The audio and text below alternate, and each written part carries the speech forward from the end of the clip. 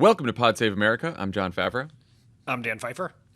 On today's show, Joe Biden marks 1 year in office with a 2-hour press conference and a Republican filibuster of voting rights. Run for Something's Amanda Litman joins to talk about the local races that could help prevent the next coup. And Donald Trump's legal troubles aren't going away. All right, let's get to the news, of which there was plenty on Wednesday. Senate Republicans filibustered the John Lewis Freedom to Vote Act. 48 Democrats voted to break the filibuster, but failed because Joe Manchin and Kyrsten Sinema refused to change the Senate rules. And during the longest presidential press conference in history, Joe Biden predicted that Russia would invade Ukraine, expressed confidence that Congress will pass parts of Build Back Better and reform the Electoral Count Act, took responsibility for being slow to ramp up COVID testing, said that the prospect of an illegitimate midterm election is possible, and touted his administration's progress on the pandemic and the economy. My guess is he will move in. He has to do something, and it depends on what it does. It's one thing if it's a minor incursion. I'm confident we can get pieces, big chunks of the Build Back Better law signed into law. I predict to you they'll get something done on the electoral reform side of this. I'm going to continue to make the case why it's so important to not turn the electoral process over to political persons who are set up deliberately to change the outcome of elections. Should we have done more testing earlier? Yes, but we're doing more now. I didn't overpromise, and what I have probably outperformed what anybody thought would happen. What a journey. I want to start by pointing out that reporters were tweeting complaints during Biden's opening statement that he hadn't taken any questions yet, right before he held the longest press conference in history and took a lot of questions. just like, wait a couple minutes for the fucking opening statement to end before you start tweeting your complaints. I mean, how many times, you saw it yesterday as well, where reporters are like, why won't the president answer our questions? Why are his answers so long? It's unbelievable. How do you think it went? What was good? What was less good? And do you think it was a net positive overall? Okay, well, first, I love the energy. And here's the context. The reporters have been complaining for months that Joe Biden doesn't do enough press conferences. So here was Biden's attitude. You fuckers want a press conference? I'll give you a press conference. Here's 2 hours. You want ice cream? You're going to eat ice cream till you puke. That's what we're doing. That's what he gave them. Look, was it a net positive? I think it absolutely was. I think it is incredibly important, and we'll talk about this a little bit later in the pod, but it's incredibly important that people see more of Joe Biden. And he's either going to tell his story or someone's going to tell it for him. And being out there was the right thing to do. Was it perfect? Of course not. No one has given a 2-hour press conference in history, and no press conferences are perfect. I thought the good part was people seeing Joe Biden being in command, delivering his message. That is good. Were there some problems? Look, I don't pretend to be an expert in Ukraine. All I know... Nor do I, Dan, but yes. I had a little... Something went off in my head when he said that. Yes. All I know about the issue is what Tommy and Ben tell me on Pod Save the World. So I'm going to have to really wait until next week's episode to fully understand what would happen. But I got the sense since Jen Psaki tweeted afterwards a clarification, and then Biden clarified it again this morning, that the message delivered was not exactly what sort of the interagency process would have wanted him to deliver. But all in all, I think it was a good performance. It dominated the coverage going in. Think about it this way, I guess. Either the coverage going into the 1-year anniversary is going to be about Joe Biden's press conference, Joe Biden making the case for what he's done, or it's just going to be a bunch of videos of Kyrsten Sinema getting her, high fives from Republicans as voting rights goes down. And so this is preferable to that for sure. So I thought on the good side of the ledger, like you said, energetic, mostly a happy warrior. A few moments where he got a little annoyed, but mostly a happy warrior, which is where you want Joe Biden to be. He's speaking to the most annoying people on the planet, asking questions designed in a lab to be annoying. Yeah, we know that. God We bless know him. that. He took all their questions, even the dumb ones. Took responsibility where he needed to. I think they prepped him on this, and there was a few times where he pointed out over and over again that Republicans have no agenda. Said, "What's your plan, Mitch?" I thought that was probably some of the strongest messaging from him during that press conference. Look, on the less bad side, you pointed out the Ukraine thing, but I think the Ukraine answer stems from a larger issue with press conferences in general. Like, people, voters, they care about answers to their problems, right? So you're at a town hall, they ask you questions like, what are you going to do about inflation? What's your plan to end the pandemic? Reporters care about making news, so they're going to try to bait you into political analysis and hypotheticals, and Biden took that bait way too many times. Right? He took it on the Ukraine answer. He got himself into this mess on, do you think the midterms will be illegitimate if we don't pass voting rights? Just like a annoying question. But, he sort of went down the path. When you really read the transcript, it's such a mess that he didn't actually say the midterms are going to be illegitimate. He said, if someone tries to overturn an election or throw out votes, it could be illegitimate, which, yeah, obviously. But it was all messed up and a lot of jumble there. But the problem is, I think when you start engaging, and this is why every staffer tells their boss to not engage in hypotheticals with the press, because when you start engaging in hypotheticals, you start sounding like an analyst. You start sounding like someone who is just observing events as opposed to shaping events. And I think one of his biggest challenges right now, and one of his biggest challenges in the last year, is that he's looked like someone at times who is just observing events instead of shaping events, which you're supposed to do as a president. I think Ashley Parker with this piece in the Washington Post the other day and cited some focus groups that Celinda Lake did, who's a Democratic pollster who worked for the Biden campaign.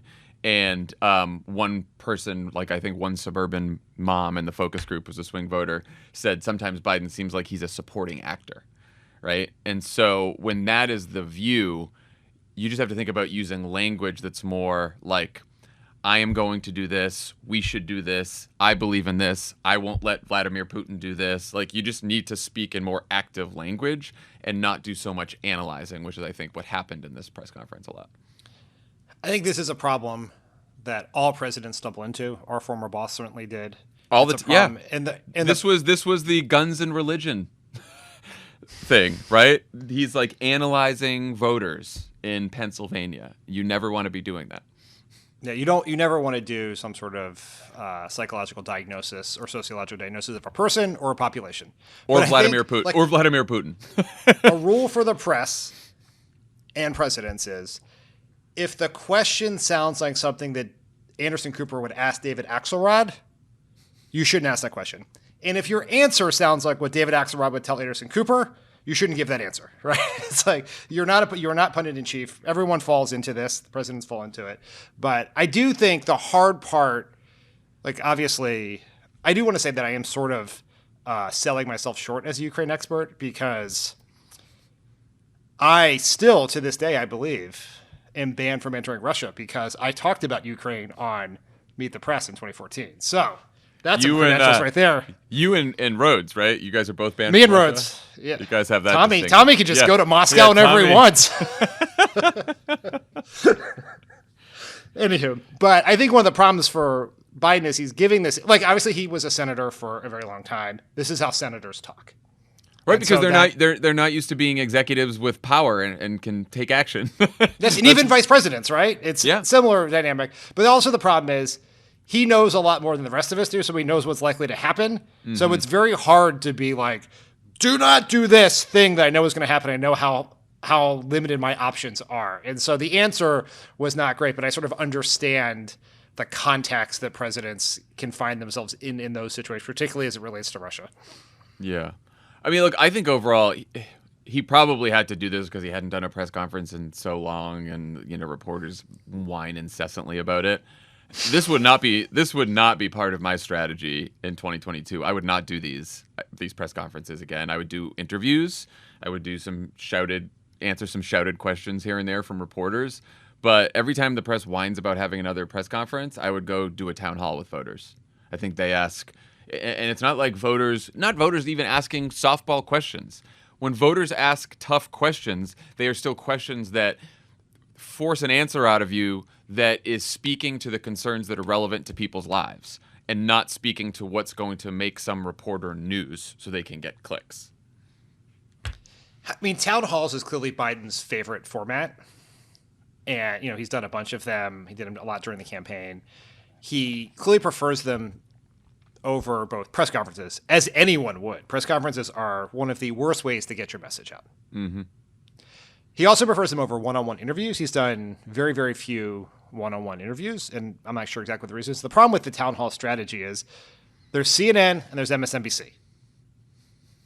There was just a limit to the number you can do. Maybe every once in a while you can convince ABC to do one with George Stephanopoulos, but the idea they can't be the centerpiece of a communication strategy because they're just limited numbers of times that you can do that to get any sort of traction. Yeah, well, you'd have to make news at them. So I mean, you could have a situation where you go to a town hall because you have a piece of news to make. And then even if it's not like the whole thing's not covered live, you're still making some news at the town hall because you're announcing something. And then you're still just taking questions from voters. Maybe they cover the whole thing, maybe they don't. But at least the headline is Biden was at a town hall when he announced something from the infrastructure bill, some grant, right? So you could argue that this press conference was a microcosm of President Biden's first year in office, which has had its share of ups and downs. His administration vaccinated over 200 million Americans, saving at least 1 million lives so far. They oversaw an economic recovery that's led to the biggest drop in unemployment and the most jobs ever created in a single year. They passed one of the biggest economic relief plans in history that's led to the lowest child poverty rate ever and 5 million more Americans with health insurance, the largest investment in infrastructure since the Interstate Highway Program, and they confirmed more judges in their first year than any other president. On the other hand, 2 new variants have prolonged the pandemic into its third year and sparked the worst inflation in decades, while a deadly withdrawal from Afghanistan kicked off the final months of a year where Congress failed to pass legislation on climate, healthcare, immigration, voting rights, criminal justice reform, student debt, the minimum wage, gun violence, and much of the rest of Joe Biden's agenda, leaving him with an average approval rating of 42% in a country where 70% of the electorate thinks is heading on the wrong direction. 70% of the electorate thinks we're heading in the wrong direction. First question. Listening to this list, Great. Why do you think? I mean, were you at the press conference yesterday? Why do you think? Are you the optimist from the press conference? Why do you think the bad news has crowded out the good news in the media and in people's minds? Well, I think I just want to say one thing that sort of gets left out of the conversation about this past year. Donald Trump is not fucking president. Yeah. That's a big deal. You think people need that reminder? You don't think people know that? Well, I just think as we're thinking about things that Joe Biden accomplished that were really good for America in the world, that's one of them. He beat him. It might be baked into the baseline. Well, I think I'm not so sure given where the baseline is these days. Yeah. That baseline is a little bit lower than the number of people who very much wanted Donald Trump to not be president. Yeah. Okay. So to your question is why is the bad news crowding out the good? You sort of answered that question in your question, which is we are entering the third year of a once-in-a-century pandemic, and inflation is at a 40-year high. That is a big deal. So it's very hard to make the case about all the things you've done, the things that are going to have benefits over the long term, the fact that the economy is doing better when you can't leave your house, you're worried about your kids, a lot of life is screwed up because of the pandemic, and your cost of groceries, gas, and a whole bunch of other things have gone way up, so your dollars are going less far. And that's not Joe Biden's fault by any stretch of the imagination, but because he's the one in charge, he's paying a price for it. And so there's just not, given that those facts, the public is not open to arguments about why things are good. Hopefully that's going to change in the coming months. They were open to arguments about why things were good a year ago when that people were getting vaccinated pre-Delta before gas prices spiked up, which have come down in a lot of places. But that is the primary problem is the political atmospherics suck. And there is no message, there is no slogan, there is no press conference, there's no 5-hour press conference, no 2-hour press conference, no town hall with Don Lemon that solves that problem. You need the clouds to recede to be able to tell people how good the weather is. What about another CNN host besides Don Lemon? Would that do it? What if it was a Dana Bash town hall or a Jake Tapper town hall? I mean, no, I mean you're right. It's negativity bias, right? Negative well, things feelings, are negative. There's two problems. But like when there's also good things. That's why everyone's like, oh, it's the media. The media is brainwashing people into thinking everything's bad. No, when there's high inflation, we're still in a pandemic, negative feelings stick in our mind more than positive or neutral feelings. That's a psychological phenomenon from way back when. It's just like we focus on the negative. That's what happens. And so that's where we are right now. What do you think you started Well, talking there's a about media problem too. of course, yeah. Yeah, I mean the media. I'm going to defend the media. Yeah, there you once They're again. they're doing a great job, as they always have been. The media covers bad news more than they cover good news. Yes. That has always been true. It's exponentially true. It is exponentially more true now that much of the media depends on referral traffic from the Facebook algorithm, which, as we know, is a fucking hellhole of toxicity, sending people bad news. And it's so, oh my God, supply chain crisis. The stores are empty. We must cover that story. And then it's like, oh, no one writes stories about people's Christmas gifts arriving on time. And that's been true for a long time, but it's even more true now in a sort of social media, clickbait driven digital advertising world. So knowing all this, what do you think President, the White House, Democrats in Congress could have done differently over the last year, and what was beyond their control? The biggest, I would say that 80 to 90% of Joe Biden's political problems are beyond his control. I think that's true for most presidents. 80 to 90% of Donald Trump's political success over the first few years had nothing to do with Donald Trump. He was succeeding in spite of himself because he was governing in a time of a great economy and relative peace and prosperity around the world. So and no pandemic. And it wasn't until the pandemic hit in 2020 that the consequences of his disastrous leadership came into play. Just because you can't control most of it doesn't mean you did everything perfectly. Obviously, there are things around the pandemic, or particularly in Omicron, around testing, the availability of testing and masks, and clear, better guidance from health officials around boosters and which masks to wear and when you're safe and when you're not and when to quarantine and when not to quarantine would make things easier. But even if they did that perfectly, you would still have a huge political problem. I think the biggest mistake that everyone made over the last year politically is expectations management. Say more about that. Well, we have continually made promises we cannot keep and sort of knew we were unlikely to keep. $6 trillion Build Back Better plan, $3.5 trillion Build Back Better plan. Now, people were out there saying that we think we're going to get this big bill with all of these things, including expansion of the child tax credit, while Senator Schumer was walking around with a signed note from Joe Manchin in his pocket with Joe Manchin's upper bound limit of like $1.5 trillion and a bunch of things he wasn't going to do that we wanted to do. And we never told people that. Doug Sosnick, who was Bill Clinton's political director and a really smart political advisor for a number of years, had a quote in that same Washington Post story that you mentioned, where he said, he made a similar point about expectation management. He said, there's a saying in Washington where it's not whether you win or lose, it's whether you beat the spread. And we've continually put ourselves in a position where things that would be huge, gigantic successes in any other situation are devalued because we promised something bigger. Yeah. And that's true in the Senate. That's true from the White House. I think that's true from some of the things we've said on this podcast. And we have not really reckoned with the reality that we live in a world with an incredibly narrow House majority and a Senate where Joe Manchin, in a state that Donald Trump won by 40 points, and Kyrsten Sinema, who seems to be a real challenge in all sorts of ways, sign off on everything. And so there are just limits. Yeah. I mean, for those of us not on the inside, there was plenty of times where you could parse Joe Manchin's statements, which are, I don't know if you've noticed, not very clear all the time, and think like, maybe he's willing to do this, or maybe there's some give here, blah, blah, blah. To a lesser extent, same with Sinema, just because she doesn't talk as much publicly as Joe Manchin does. But I always thought that on the inside, if you were Schumer or the White House or something, like, they were having conversations making them a bit more optimistic. Like, I still don't know why you don't just pull Manchin and Sinema aside very early on in the year and be like, hey, what's possible, what's not possible with you two? Just let us know now so we can plan accordingly. And I don't understand. I mean, maybe they did have those conversations. Maybe they were lied to. Who knows? But I think there were 4 things beyond their control: Delta, Omicron, Manchin, cinema. Those are the 5. Inflation. Well, Delta and Omicron led to the inflation. Yeah. Right. That's the inflation is coming from COVID. We probably would have had inflation, at least not this badly, without a pandemic.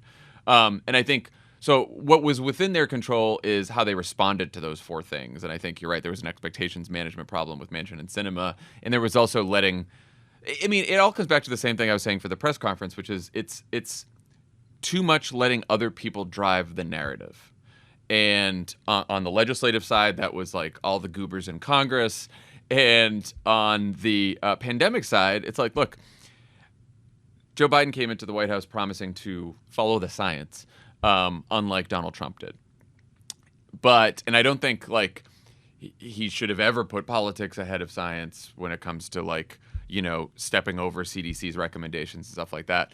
But in terms of communicating to the public about the pandemic, that is the Biden administration's job. And I think that like, I'm sure they are not so happy with the CDC in the White House and some of the proclamations that came from the CDC. And I think like taking over messaging from the CDC, again, not disagreeing with them, not trying to say, oh, this is more politically important, so I'm going to, ignore the science on this. Don't do any of that.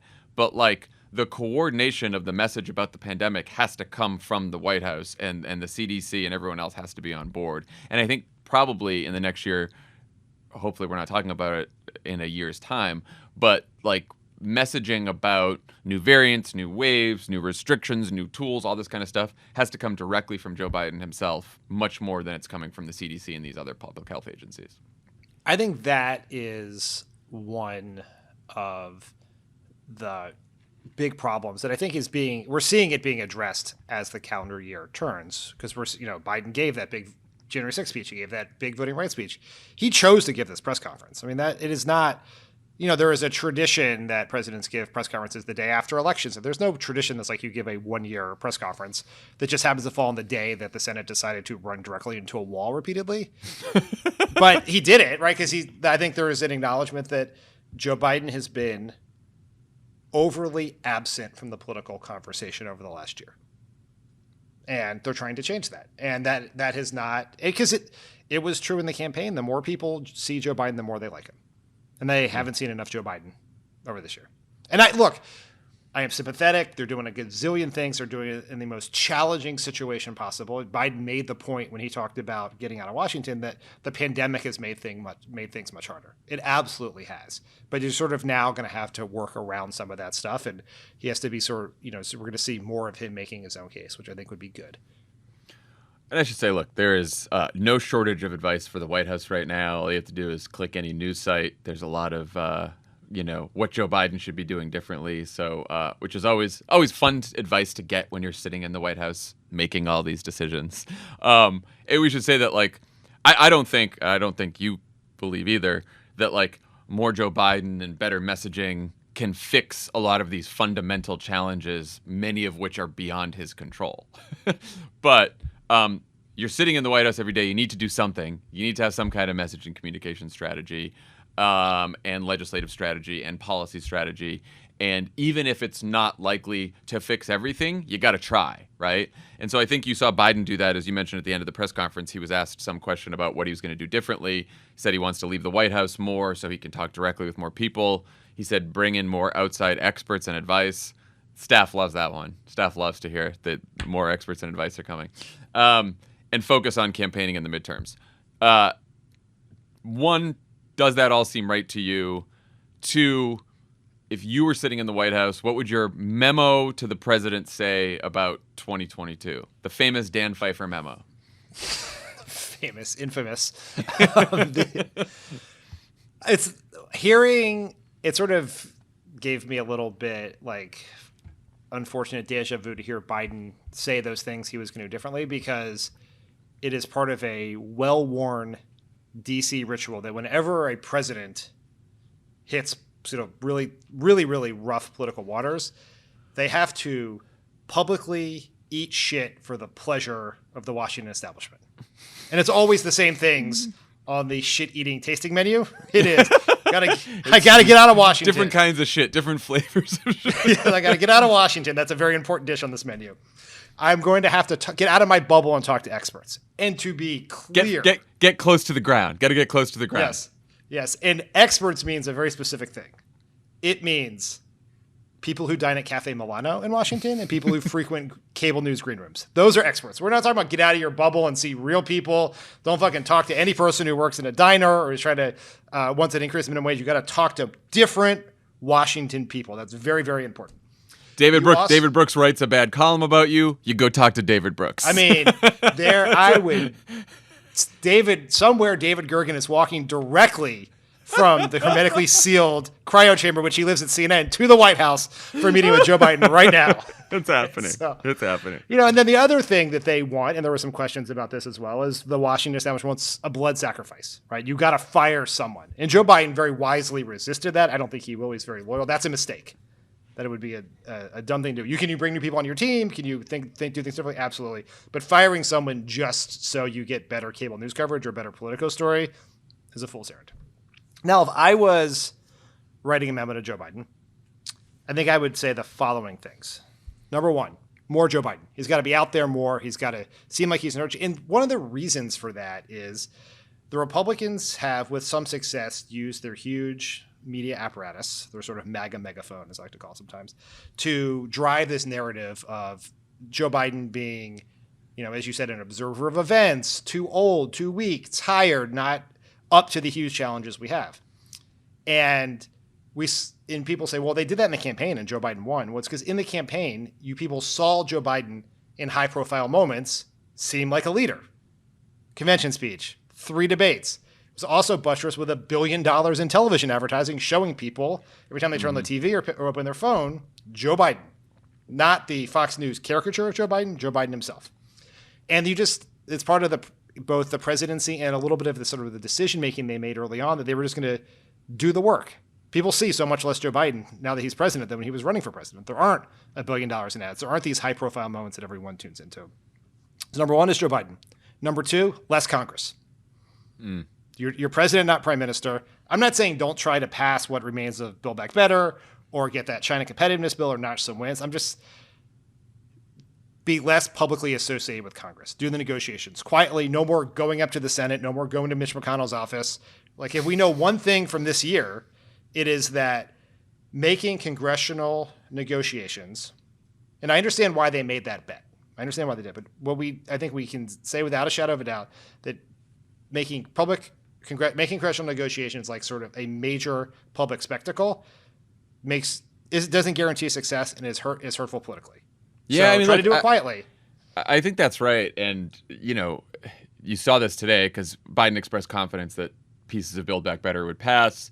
They go to Manchin Thursday morning, ask him about it. He starts saying, well, I want to take care of inflation first and debt. We're going to start from scratch, and my other offer's not on the table. And then you could see, Manchin always talks to reporters, and then reporters go to the White House. What do you think about Joe Manchin saying this? And then now you're in the back and forth again. Yeah, they went to Pelosi. Right, and the White House just be like, we're having negotiations. We'll let you know when we have something to report. Yeah. Just forget about it. No more predictions, no more updates, no more call readouts. Like, what they want is one day they're going to they'll call the press into the briefing room. Joe Biden's going to walk in. He's going to announce, Build Back Better. We have a deal. Yep, they're going to pass it. Right. No more predictions. That's it. Just away from Congress publicly. And the last thing is focus on the Republicans. Biden started this on January 6th. And then is every statement about every issue, particularly on the economy, has to be one part what we've done, one part we want to do, and one part what Republicans will do if they get in charge. That we have to begin to drive that narrative and make them own some of the problems. And it's not easy. It's hard. It's incredibly hard in a midterm election when you control Congress and the White House. But we got to get started now. And I think he started that, and we need more and more of that. I think that's such an important point. I mean, Biden says it all the time himself. We said it before. You're not running against the almighty. You're running against the alternative. Literally everything he does or says should be framed as a choice because now we are in an election year, right? Republicans are in this for their jobs and their own gain and their own rich friends, I'm in it for you. They voted against vaccines and treatments and testing. They voted against healthcare. They voted against middle-class tax cuts. They voted against a higher minimum wage. They voted against roads and bridges. Like, just continue to remind people of all the things that, like you said, that they have done and will do, which right now we don't know because they don't have an agenda. Mitch McConnell basically said, fuck it, I'll tell you my agenda after you elect us, which seems like it's something we should remind people that he said over and over again. And then I think you should point out their extremism wherever possible, right? There's some of these fucking candidates running for office on the Republican side, most of them running for office on the Republican side, who were way, way, way outside of the mainstream, who will be like beloved by the MAGA base, but not the rest of the voters they need to actually win some of these races. So you should point that out too. I think I would add two more things to your list. Like, he's got to have not just a message, but a new strategy on COVID. No more COVID restrictions, no more COVID inflation. Again, I said this before, like, COVID may be part of our lives. It will no longer control our lives. We now have all the tools we need to fight this virus, vaccines, treatments, and there's another wave or variant. We're going to be ready. We'll have temporary restrictions. We'll have metrics to know when to drop those restrictions. Other than that, go live your lives, right? And I think this should be a big part of the message in the State of the Union in early March. Hopefully by then, you'll have the vaccines for under fives. We'll be out of the Omicron wave. We'll be ramping up production of the COVID treatments. But, like, people want to get back to normal, and they want to know the government is doing everything possible to make sure that they can live their lives. They don't expect Joe Biden to say, like, I promise there will never be another variant again. They don't expect that, but they expect him to be like, this is the way that you're going to be able to live your life normally. They do expect that, and he should lay that out. And then I think part of that, the final thing I'd say is the economy, right? Like, and the inflation problems are stemming from the pandemic, but, like, everyone is most concerned about the economy. Not just like swing voters, not former Trump voters, not independents, everyone. It is the number one issue for black voters, for young voters, for women, for every demographic group. It's the number one issue. So he should be out there talking about it every fucking day. People are concerned about inflation. They have not been brainwashed by the media. They are actually concerned. And I think he should be out there saying, like, I'll fight every day to bring prices down, to help people pay for their gas and groceries. I'll use my power to pressure CEOs. I'll call Republicans out who keep voting against cutting costs for families. I'll take executive actions. If the court wants to strike them down, go for it, you know? Like, every single lever he can pull to help bring prices down and to let people know that he's fighting to bring prices down, he should do, and it should be an everyday thing. And look, you already see them doing this. They've done some events on inflation at the beginning of the year. He's been talking about some of the supply chain fixes they've been doing. Like, but it's something that you've got to, you know how messages are. Like, you've got to fucking hammer it every single day that you can, so that anytime anyone sees Joe Biden, they see that he's talking about getting the country back to normal, getting us over the pandemic, and making sure that prices come down. This is, as you and I know, one of those very weird times in the White House, which is, you're back, everyone's paying attention. It's your 1 year anniversary, but everyone is working towards the State of the Union. And there's a whole bunch of cards you're waiting to play on the biggest stage. And so it's like this weird treading water phase where you're testing some things out, you're doing stuff, but, like, the real moment when you turn the corner on these things, you do lay out the new COVID strategy, you lay out this economic message is going to be in the State of the Union. Yeah, and that's March 1st. And part of the reason you do these things is, look, does the president have, you know, limited tools that he can use to bring down inflation in the short term? Yes, of course.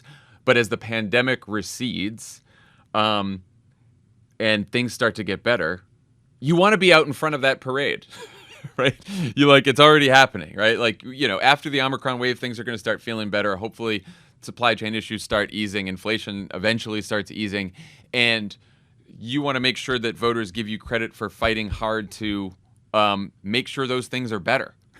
And that's why I think, like, you know, you gotta, you know, I saw some reporting that they're like, our COVID strategy for next year is the same as it was this year. And I get why they're doing that, because they believe they have all the tools necessary, but you need a turn, right? You need to, like, let people know we are headed into a new phase.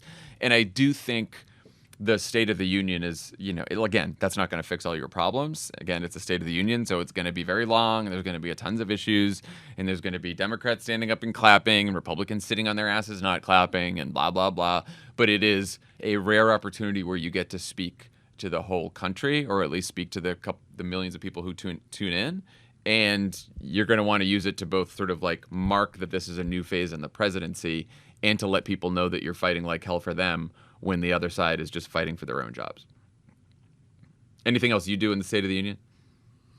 No, I think all that's right. I think the State of the Union is a launching pad. We tend to think of it in the old way of it is a speech as if the entire nation tunes in. The entire nation does not tune in anymore, so it is a run up to it. It is the speech, and then it is what happens afterwards. It's obviously it'll be the most watched thing Biden does all year, but it's also the organizing principle for the entire year. It's how you get the entire government to come up with new policy ideas, come up with plans, that come up with timelines, and so it's really important. I think the only other thing I would add to all of this is you sort of understanding the limits of what the president can do is you need a metric of success, not just for Biden, but for all Democrats to think, are we moving the needle with our messaging? And a number that I would look at in polling is whether people think we're focused enough on the economy, right? Or the economy and inflation. And that number is well below where it should be right now for the entire party. And how can we, are we moving that over time with what we're saying and how often we're saying and the paid advertising that's supplementing that? And if it's not, then we are in big trouble and we got to change strategies. So you always need we can't just here's what we're going to do and we're going to see how it works on election day, right?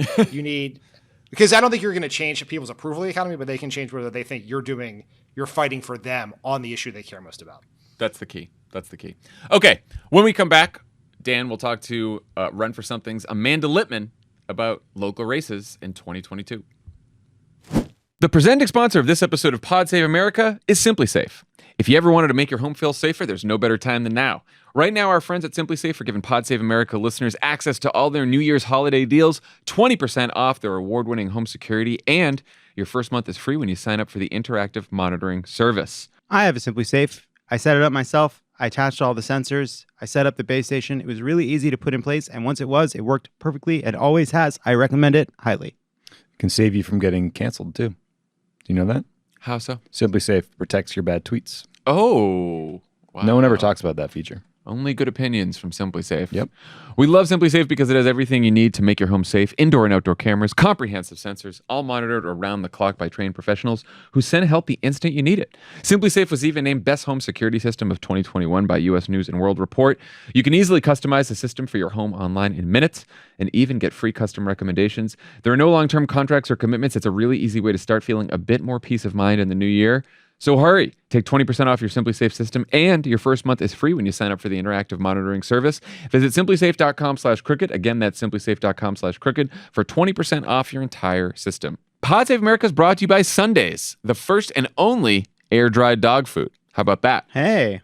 Most normal dog food is hot extruded. Ew. What the fuck? Which means it's put under extreme heat and pressure. Their gentle air drying method. But Sunday's gentle air drying method preserves the nutrients from their all natural ingredients. That sounds better. Does sound better than whatever hot extruded means. If you're like any of us, your dog is part of your family. They might even sleep in your bed, of course. I know. And I know we're not supposed to either. I don't care. It's been 7 years of Leo sleeping in our bed. I've loved every minute of it. So why are you feeding them harshly made kibble? Feed them food that actually tastes good to them with the jerky texture of a treat. Sundays is easier for dog parents to manage than refrigerated human-grade dog food brands. No defrosting, prep, or cleanup. Simply pour and serve. Sundays was created when Troy, a veterinarian, and Michael, an engineer, couldn't find a healthy alternative for their sick dog. They were looking for something healthier than kibble, but easier to feed than fresh food. They couldn't find it, so they made it. Sundays is all natural, human grade. No artificial ingredients, synthetic additives, or fillers. Just look at the label. All of Sunday's ingredients are easy to pronounce, except for quinoa. What? I guess I didn't know how to pronounce quinoa for a very long time. I guess I didn't until I moved to Los Angeles. And also healthy for dogs. Sundays is healthy for dogs to eat. Leo loves Sundays. Broke it open for Leo. Poured some in the bowl. Chowed it down in under 10 seconds flat. Cool. Seemed very, very happy. What about Pundit? Pundit loves Sunday's dog food. She eats it right up. I've heard Luca likes it too. Yeah. That's word on the street. We've worked out a special deal for our listeners. Receive 35% off your first order of Sundays. Go to sundaysfordogs.com/crooked or use code crooked at checkout. That's sundaysfordogs.com/crooked. Switch to Sundays and feel good about what you are feeding your dog. Pod Save America is brought to you by Squarespace. Squarespace empowers millions of dreamers, makers, and doers by providing them with the tools they need to bring their creative ideas to life. On Squarespace's dynamic all-in-one platform, customers can build a website, claim a domain, sell online, and market a brand. Squarespace's products combine cutting-edge design and world-class engineering, making it easier than ever to establish your online presence. Squarespace is perfect for people who are ready to make their ideas a reality and want those ideas to stand out. John, Tommy, do you have any ideas for a website? Feelingkindofthorny.com, and it's a collection of the latest news about Madison Cawthorn. Wow, very specific. I was reading an article about him and the insurrection in the New Yorker. Feeling Doesn't seem kind of like- thorny. It's funny. A little gay. I like it. Turn your cool idea What into a website. what if about people who spot Lovett hiking in his special backpack? In his very special you could post backpack. photos of him. Yeah. Yeah. Also It's on ugly hiking. feelingkindofthorny.com. Yeah, it's all part of the same platform. It's a vertical. We got those over here. It's a Madison Cawthorn vertical. It's a me hiking vertical. Anyway, you should go to squarespace.com/crooked for a free trial. And when you're ready to launch, use the offer code crooked to save 10% off your first purchase of a website or domain. I have an idea for a website. It's a website where celebrities say their own name. Oh, that's They good. just say their own fucking names. Pronunciation Lovett thinks it's guide. Timothée Chalamet. And it is, and it's Ariana Grande. And Kate Blanchett. Now that voting rights legislation has run aground in the United States Senate, here to help us figure out how to save democracy is the co-founder of Run for Something, Amanda Litman. Amanda, welcome back to Pod Save America. Hi, Dan. Always good to be here. Yes. I want to start with just your reaction to what happened last night.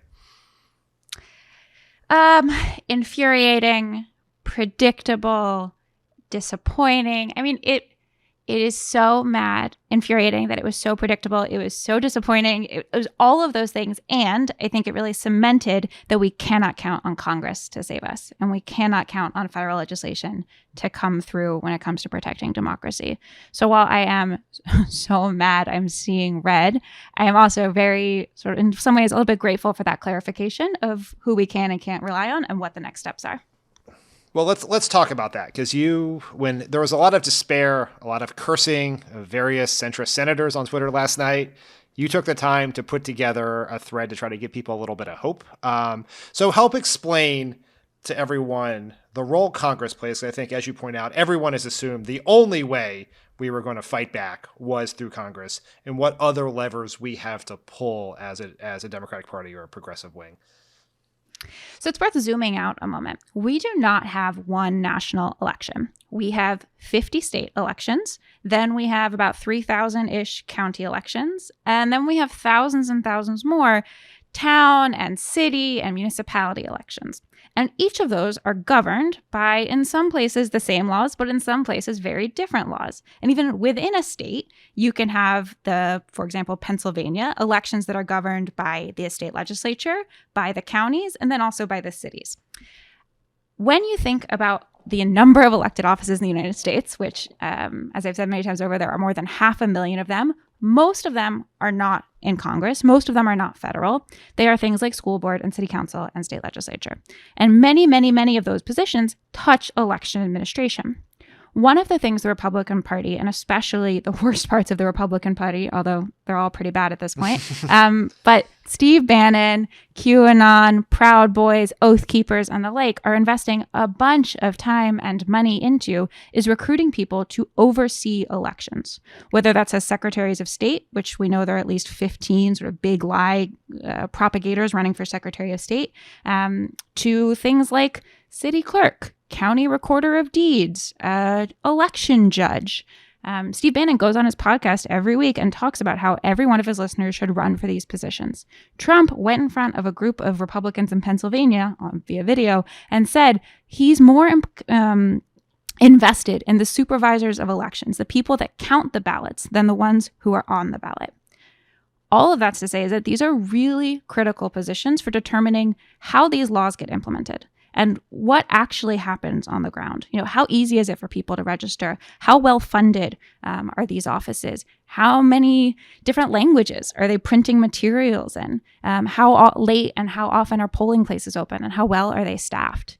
The experience that a voter has is really determined by the person administering that election.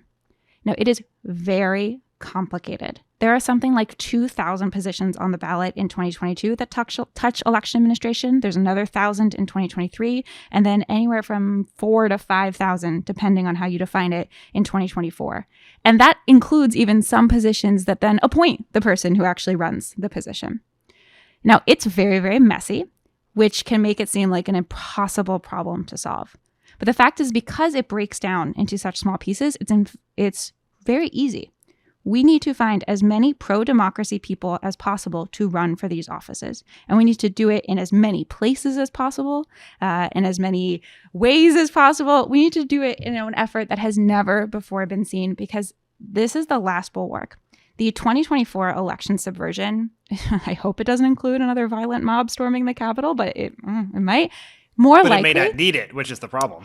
It may not need it. You're more likely it's going to be one county canvassing board in Michigan that refuses to certify the votes, or a town clerk in Wisconsin that decides they're just going to randomly close a bunch of polling places because they feel like it, or a wave of red city and county clerks or county recorders of deeds across a couple states that just undermine faith in the system. It is so important that at this critical part of the institutions, we are shoring it up with good leadership. And so you talk about the focus Republicans have on this. Mm-hmm. Steve Bannon talks about it. Trump talks about it. You pointed out on Twitter a report the other day that the campaign organization responsible for electing Republican secretaries of state raised $33 million last year, and the Democratic Association Secretary of States, the Democratic counterpart, raised $1 million in the first half of 2021. Why do you so two questions to that. One, why do you think Democrats aren't more focused on this to date? And do you think that focus has improved, or have you seen additional intensity as it became more clear in the recent days and weeks as that voting rights was not going to succeed at the Senate level? Well, I think historically Democrats have had a problem as a party with investing in infrastructure, investing in the boring stuff, investing in the things that aren't so flashy, that don't make for good viral videos, that don't get you invited to a cocktail party, but that do meaningfully build power. And we've known this for at least a decade or more now. I mean, this is why we're in this mess with state legislatures in particular, in that the Republican Party invested $100 million into state legislative races after the ahead of the 2009-2010 elections, and then were able to redraw their maps so they could control Congress. We are getting to a place where the Democratic Party, and especially the funding base, is getting better. It's improving, but it is really, really hard. I have tried really hard to make like a catchy video that will go viral about local election administrators. Like, it's complicated and it's difficult both to talk about and also to do, which is why a lot of places don't touch these races. But I think we are seeing some momentum. I will say so far, January 2022 is Run for Something's best recruitment month yet. We've seen thousands and thousands of people sign up to run for office and thousands more chip in to help us recruit them. So I am cautiously optimistic that the tides are turning, but you know what they say about making plans. That's right. I'm very excited to hear you say that this was Run for Something's best month to date, because I've always sort of viewed Run for Something as a bit of a barometer of the enthusiasm of the base post-Trump, right? Mm-hmm. Pre-Trump, we're just not running candidates anywhere. We're not recruiting candidates. We're not investing in local races. 2016 happens. You start Run for Something. We have this wave of people, right? Someone have run in on everywhere in Virginia in that 2017 election, everywhere. And it's like, the thing I've worried about is the first place where you would see the tides recede would be here, because this is the hard stuff. It's like you said, it's not the exciting stuff. And so was 2021 a tough year and it's sort of changing as maybe people are thinking, or have you seen, have you seen a continued level engagement among Democratic activists who sort of got into politics because of Trump, post-Trump? So we thought that 2021 would be a little slower. Like, we built our program assuming it'd be a little slower. Then the insurrection happened. Well, and before that, winning Georgia happened. And people showed up. 2021 was our best recruitment year yet, and 2022 is on pace to exceed it. And I think it's important to note why. One is that the pandemic and the uprising of the summer before really indicated how important local government is, especially conversations around school boards and city councils and the way that they're making decisions around keeping places closed or open and what our kids are learning. All of that is locally determined. But I also think running for office post-Trump was never really about Trump. And we did a study here. We found that only 3% of the people who signed up with us mentioned Trump in their intake survey. He was like the water folks were swimming in, but he wasn't the bait.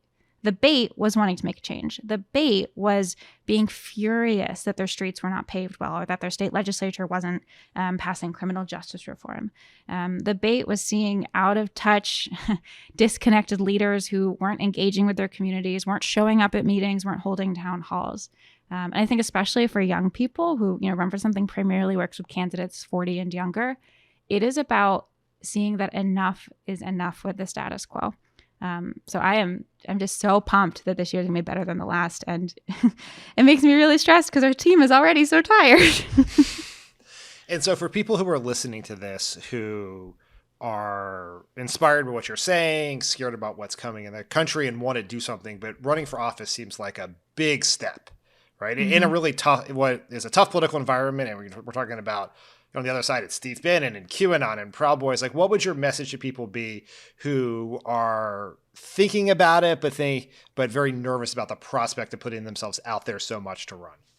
I'd say it's never too early to just start a conversation. If you go to runforwhat.net, you can enter your information. You can find the offices available for you in 2022. You'll also start getting materials just to think about, like, how do you plan a campaign? What do you need? But I would also really encourage you to start volunteering locally. It's going to be really tempting this year and really important to go knock doors and make calls for our Senate candidates and our congressional candidates and the like. And yeah, you should do that too. But when you have your very precious free time, go knock doors for a city council race or a city clerk race or a school board race in your community or the community an hour over. Keep it local. That will really allow you to understand what goes into a campaign. You'll get to know the candidate too, which is really fun. And when you win, or even if you lose, it'll feel really personal. You'll get to live the results of that.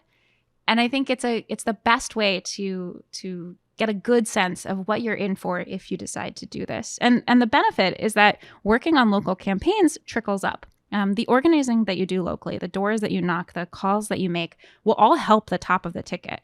And we've got some really important top of ticket races this year: congressional, gubernatorial, secretaries of state, Senate races, and the like. And the places where those campaigns are going to be organizing might not include where you live, but the votes that you turn out for Democrats will make a difference for them. That is a phenomenon known as reverse coattails, correct? Mm-hmm, correct. And you guys have done some studies on reverse coattails that speak to the impact of it. Can you just give people a little insight into that? Yes, and we have done this study twice now because people didn't believe us the first time. We found that simply contesting state legislative races in districts that were previously uncontested, meaning there was only a Republican on the ballot, when you just put a Democrat on there and have them run a campaign, it increases turnout from anywhere to 0.5% to 1.5% for the Democrat. Now, those are small margins, but most of those are margins that the top of the ticket wins by, especially in a state like Georgia or North Carolina or Wisconsin. These are very, very tight races. Sometimes what the local candidate is trying to do is lose by less, and that can feel like a weird goal to have. But it's really meaningful because even just running up the score and moving a district from 70-30 red to 60-40, it helps. And it also builds power for the next time around. So for someone who is listening here who either wants to run for office or wants to help you recruit people to run for these offices to save democracy, where can they go and how can they help you?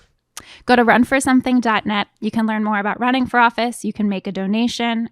We are going to have to field thousands of candidates this year. So every single dollar is going to go a long way. It is more money than we've ever needed and more money than we've ever spent. And I'm very excited and anxious about it in equal parts because I think the impact is potentially huge. We are at a crisis for our democracy that requires an equal and an opposite force to protect it. So that's what Run for Something's trying to be this year. We're trying to protect democracy by winning small in as many places as we can so that we can fight the big fights together. Amanda Litman, thank you so much for being on Pod Save America. And thanks for everything you're doing. Thanks, Dan. Pod Save America is brought to you by BetterHelp. Is something preventing you from achieving your goals? What bad. interferes with your happiness, John? You are. That was Tommy. Tommy Tommy leaving. screamed, "You are!" as he left the room. Unfortunate. Don't know why he left. Was he mad at us? I would say, yeah, probably. I mean, always a little. But not specifically today. What's standing in the way of our goals? I think the anti-majoritarian aspects of our governance and the fact that they align perfectly with where Democrats don't know how to win votes. A virus that continues to evolve in perpetuity. Yep. Yeah. Uh-huh. Anyway, BetterHelp will assess your needs and match you with your own licensed professional therapist who will take care of all this. Connect in a safe and private online environment. It's so convenient you can start communicating in under 48 hours. It's not a crisis line. It's not self-help. It's professional counseling done securely online. You can send a message to your counselor anytime, and you will get timely and thoughtful responses. Plus, you can schedule weekly video or phone sessions, all without ever having to sit in an uncomfortable waiting room. BetterHelp is committed to facilitating great therapeutic matches, so they make it easy and free to change counselors if needed. It's more affordable than traditional offline counseling, and financial aid is available. The service is available for clients worldwide. Find the particular expertise you need online. Don't limit yourself to the counselors located near you. And you can find licensed professional counselors who are specialized in everything from depression and stress, trauma, anger, family conflict, self-esteem. Anything you share is confidential. It's convenient, professional, affordable. And you can check out the testimonials posted daily on their website if for some reason you still don't believe me. Everybody needs therapy. Everyone does. We want you to start living a happier life today. As a listener, you'll get 10% off your first month by visiting our sponsor at betterhelp.com/PSA. Join over 1 million people who have taken charge of their mental health. Again, that's BetterHelp, HELP.com/PSA. Pod Save America is brought to you by Policy Genius. If someone relies on your financial support, whether it's a child, aging parent, or even a business partner, or even two business partners, you need life insurance. Life insurance can give you peace of mind that if something happens to you, your loved ones would have a financial cushion to pay for things like rent, mortgage payments, loans, education costs, and everyday expenses. Click the link in the description or head to policygenius.com and answer a few questions about yourself in minutes. You can work out how much life insurance coverage you need and compare personalized quotes to find your best price. You can save 50% or more on life insurance by comparing quotes with Policy Genius. Their licensed experts will help you understand your options and apply for a policy. The Policy Genius team works for you, not the insurance companies. You can trust them to offer unbiased help and advocate for you at every step until you're covered. Policy Genius doesn't add on extra fees. They don't sell your info to third parties. And they have thousands of 5-star reviews across Google and Trustpilot. Since 2014, Policy Genius has helped over 30 million people shop for insurance and placed $120 billion in coverage. Head to policygenius.com to get your free life insurance quotes and see how much you could save. All right, before we go, some deeply enjoyable news for your weekend. The law may be catching up with Donald Trump. In a 160-page court filing, New York Attorney General Letitia James revealed that her civil investigation into the Trump Organization is based on evidence of, quote, fraudulent and misleading business practices, namely misrepresenting the value of its properties and assets for economic benefit, which would be wild because the Donald Trump we know is just, he's not a corrupt cheater. It's crazy. The filing was in response to Trump's efforts to stop the civil investigation, stop the attorney general from participating in the parallel criminal investigation, and avoid subpoenas that ask for testimony from the former president, Donald Trump Jr., and Ivanka Trump.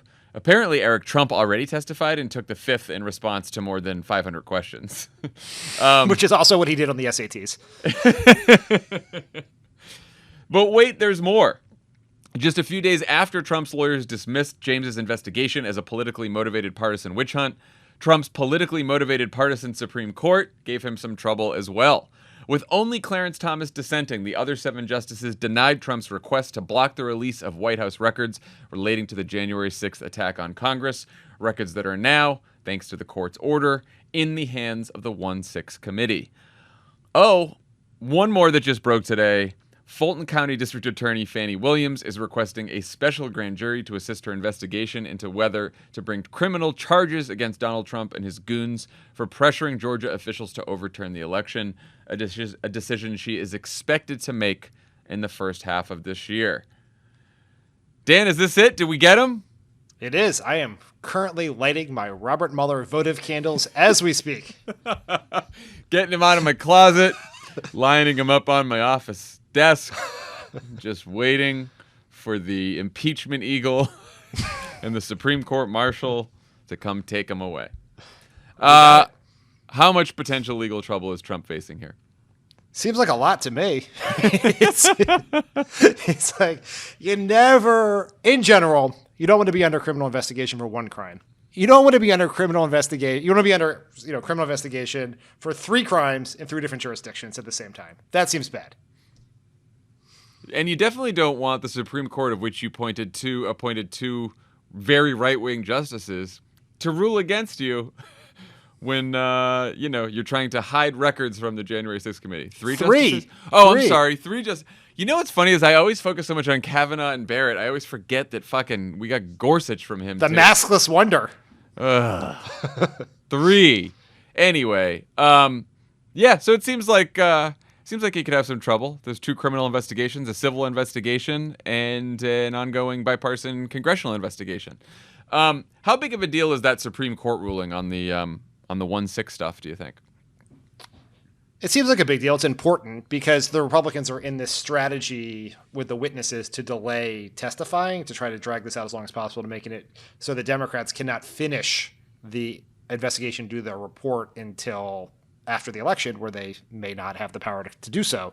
So getting firsthand notes from Trump and his documents is hugely important. Will allow them to make the case on things that they won't be able to do pre-testimony. And if they get to interview these people and depose them who have as of yet been unwilling to cooperate, then you will have these documents as a way to frame those conversations and make those interviews as worthwhile as possible. I think it's an absolutely important thing. Also, it seems like if the Supreme Court is saying that you can't exert executive privilege over the documents as a former president, I don't know what would shield you from testifying. Yeah, the only thing they have on their side is time. Right.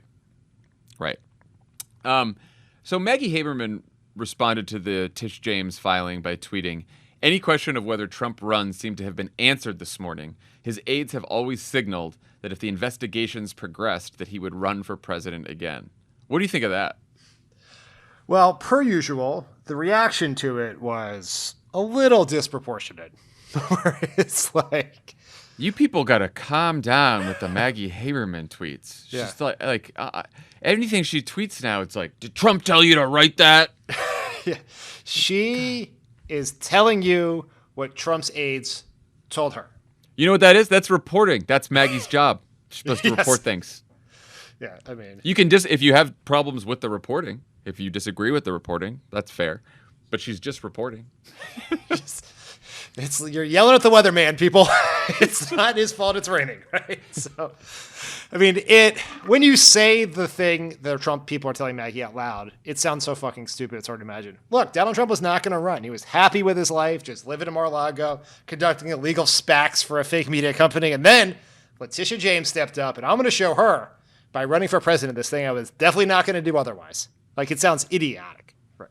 But there is one important thing to note, which is maybe we've sort of memory holed some of our real deep dive legal discussions from the 2017, 2018 era. But if you'll remember, there was an Office of Legal Counsel memo that says that sitting presidents cannot be indicted because it was the founders' intention that the impeachment proceedings would be the proper forum for adjudicating presidential crimes and misdemeanors. And Donald Trump knows that could a jury in Manhattan convict him? Yes. Could a jury in Fulton County convict him? Yes. Will the United States Senate ever deliver 66 votes to remove Donald Trump? Absolutely not. It is basically like moving to legislative Amsterdam. There are no crimes for Republicans in the Senate, so he is fine. Now, I thought about all this news, and I was like, I mean, we joked about bringing back our Mueller bobblehead dolls, but like, I don't think people should view this as, okay, these investigations are going to save us from another term of Donald Trump. As we found out before, like, even if he is indicted, he can still run for office. People should know. He might even be able to run for office if he's in jail, but I don't know. But if he's indicted, he certainly can. I do think they could be used as part of a story about Donald Trump should he run again, which is he's a loser, he's a cheater, he's a scam artist who's running again to avoid jail time and bankruptcy. Right? It's also just chaos, right? It's the you were so is this fucking what, sick of the this chaos. This is what we want. This is what you want life to return back to normal, which is what people want right now, which is part of the reason they're upset with Joe Biden. They just wanted life to return back to normal after Trump, and that's what they thought they were going to get. And now you want this fucking jackass with all of his indictments and investigations following him. And it's just, it serves to remind people of the drama around Trump. Again, we're not talking about the MAGA base. We're not talking about his supporters. They all love it, but they are not enough to win an election. He still needs to win over a lot of those sort of middle of the road swing voters that he has won before. And those people, they might be targets for a message campaign about why Donald Trump is just too much drama for 2024. On the Tuesday pod, when you guys talked about the Ron DeSantis, Donald Trump feud, something I've never been more jealous to miss. I know. I'm so sorry. I know it's the like, timing what was are we bad gonna for do you. What did we do last Thursday? A minute-by-minute breakdown of Kirsten Sinema's defense of the filibuster? It's like, what do you guys do? Two assholes fighting. Yay! Really what are we going to do this Thursday? Voting rights failed and Joe Biden gave a 2-hour press conference. I'm sure with my luck, Eric Trump will be indicted for a crime on Sunday, so you guys can talk about it Monday evening. Dan, you're gonna pull a good news cycle eventually. I know, eventually. But the serious part of that is in that conversation, you guys quoted some Trump advisors from lo and behold, a Maggie Haberman story about that feud, about how the Trump advisors sort of said the chaos and drama around Trump was one of their biggest concerns about him. And this is a bunch more chaos. And this report will come out, theoretically, around the time Donald Trump's going to have to be, the January 6th report, around the time Donald Trump's going to have to start be seriously making decisions about whether he's going to run. Right. So stay tuned. Well, look, I tweeted yesterday towards the end of the press conference, I could have done without the last 30 minutes or so. And someone on Twitter replied to me, that's how I feel when it goes past the first hour of a Pod Save America episode. So I am going to leave it there. It's a fair point. It's a fair point. It was a great retort. That's the kind of Twitter retort I can get behind. Everyone have a great weekend. And thanks again to Amanda Litman for joining us. Everyone go donate to Run for Something. Make you feel better about yourselves this weekend. And we'll see you next week. Bye, everyone. Check out this week's Pod Save the World, where Tommy and Ben interview Secretary of State Tony Blinken just hours before he jumped on a flight to make a minor incursion into Ukraine. Wanted to make sure you were paying attention, Dan. Great Ukraine joke. Been workshopping that all morning. Also, Tommy and Ben offer some tips about how to respond to whataboutism in foreign policy. In this case, they're talking about comments by a soulless Silicon Valley billionaire who said he didn't care about the genocide against the Uyghurs in China. Also, check out this week's America Dissected, where Abdul talks to former CDC Director Tom Frieden about the past, present, and future of the agency he once ran. New episodes of America Dissected drop every Tuesday. Don't miss it.